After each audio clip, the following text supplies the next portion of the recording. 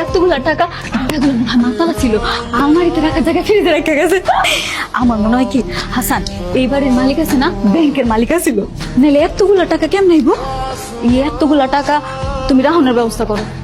চলো কাম করি, তুমি আমি ঢালো এনে রেখে দেখে দেওয়ার আগে চলো চলো। এতগুলা টাকা লয়ে ভেঙে যাবে কেমনে? হ্যাঁ, জ্যান থেকে পারো একটা বড় বস্তা নিয়ে আসো, ওই বস্তায় সবটি টাকা বইরা আমরা লয়ে যামগা। ভালো কথা কইছো তো, ইয়া তোমার মাথায় বুদ্ধি আছে, দাঁড়াও লই দিছি, দাঁড়াও না। আম্মা, আমি আর হাসানে একটা বাড়ি ঢুকছি, বাড়ি ঢুকে দেখি মা টাকা আর টাকা, টাকা ফ্রিজের মধ্যে মেলা টাকা। মা আমি হাসানের পাঠাইছি, কইছি জানতে পারো একটা বড় বস্তা নিয়ে আইও, এই বস্তায় সব টাকা বইরা আমরা লয়ে আইতাছি। মা তোরা ছোট মানুষ, এত টাকা লই আইস না, আমি আইতাছি। ভাই বস্তা আছে, বস্তা কি রাখবেন আমার এখন? টাকা রাখুন, টাকা। এলন, একটা বড় বস্তা নাই, 100 টাকা দেন। মা গো মা,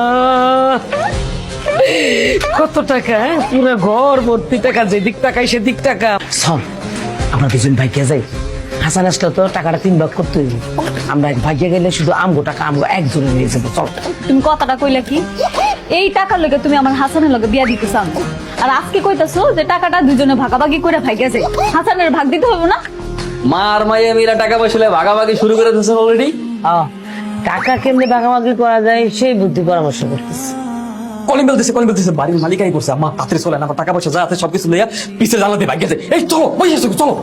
না না, যদি বাড়ির মালিকাই তো তাহলে তো চাবি দিয়ে খুললে ঘরে ঢুকতো, তাই না?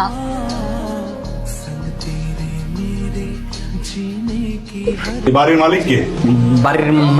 বাড়ির মালিক আমার খালু। তার রাখেন। স্যার হেতু দেশে নাই, সৌদি থেকে গেছে। আচ্ছা, এই বাড়ি থেকে দোকানে বস্তা আনতে গিয়েছিল কে? স্যার আমি গেছিলাম স্যার। বস্তা কি রাখবে? বস্তার ভিতরে মানে স্যার আমি বলতেছি স্যার, আমি গেছে খালু একটু বিরাট বড় লোক, হ্যাঁ যাওনের আগে আমাকে এত সবজি কিনে দিয়ে গেছে, আলু পটল সিম বরবটি, এগুলো রাহনের জায়গা নেই, আমরা মানুষ হয়েছি 2 জন। পরে কইলাম কি যে দোকানে যাও, দোকানে গিয়ে একটা বড় বস্তা নিয়ে আসো, বস্তায় করে সবকিছু গ্রামে পাঠাই দিন। কিন্তু আমি শুনলাম তুই নাকি দোকানদারে বলছস বস্তায় টাকা রাখবি। দোকানদারের লোক ফাইজলামি করছিল, একটু মশকাতে করছিল। এই সব বিষয় নিয়ে ফাজলামি করবি না। ঢাকায় একটা ব্যাংকে টাকা দিয়েছে, টাকা পয়সার বিষয় নিয়ে আর জানি এরকম ফাজলামো না শুনে, ঠিক আছে? হ্যাঁ আম্মা কই? আমার তো মনে হয় বাসায় নাই। আম্মাই বাসায় নেই মানে এখন হইবে নাকি? আমরা কল দিয়ে জিগাও কই আছে? আপনার ডায়ালকৃত নম্বরটি এই মুহূর্তে বন্ধ আছে। মোবাইল বন্ধ। মোবাইল বন্ধ কি লেগে আম্মা গেছে কই? আর আমার টাকার বস্তা কই? টাকার বস্তা নেই, আসলে টাকা ওকে, আমার টাকা কই? হ্যাঁ, টাকার বস্তা কই আমার? নাই, আমার মনে হয় টাকা নিয়ে ভাগছে।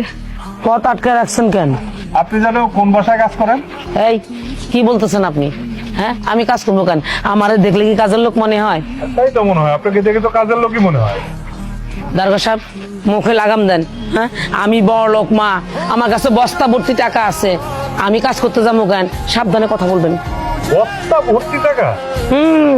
বস্তা ভর্তি টাকা, এত এত এত টাকা আমি চাইলে আপনার মতো 10 জন কিনতে পারি কাজের লোক। বাহ, এই যে স্যার পুরো বস্তা ভর্তি টাকা স্যার। বলেন কি? কাহিনী তো বুঝতেছি না, আপনি এত টাকা কোত্থেকে পাইছেন? আপনারা কমু কেন কমু? আপনি আমারে বলবেন না। না, অসুবিধা নাই। জাকির সাহেব, স্যার ওনাকে থানায় নিয়ে চলেন। পুলিশের সাথে বাটপারি না? পুলিশের লোকে বাটপারি মানে স্যার কি স্যার? কই আমরা তো কোনো বাটপারি করি না স্যার। এগুলো তাহলে কিসের টাকা? স্যার বিশ্বাস করেন স্যার, আমি কোনো চোর না স্যার। আমি স্যার মূলত টাকাগুলো স্যার চুরি করতে চাইছিলাম, কিন্তু আসলে চুরি করতে পারিনি। স্যার আপনি শুধু শুধু আমাদেরকে কেন দোষারোপ করছেন?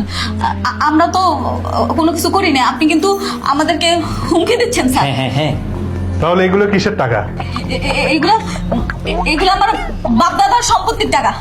হ্যাঁ স্যার, এই যে সম্পত্তি বেচা টাকা স্যার। আমার যে খালুজান আছে না, সে তো বিদেশ থাকে, তার এই সম্পত্তি আমরা দেখভাল করি। আর আমাদের বাসার যে কাজের মেয়ে রহিমা, সেই টাকাগুলো নিয়ে ভেঙে দেওয়ার চেষ্টা করছিল, তাই আমরা তারা সারপ্রাইজি। কি রহিমা, কথা বলো না কেন?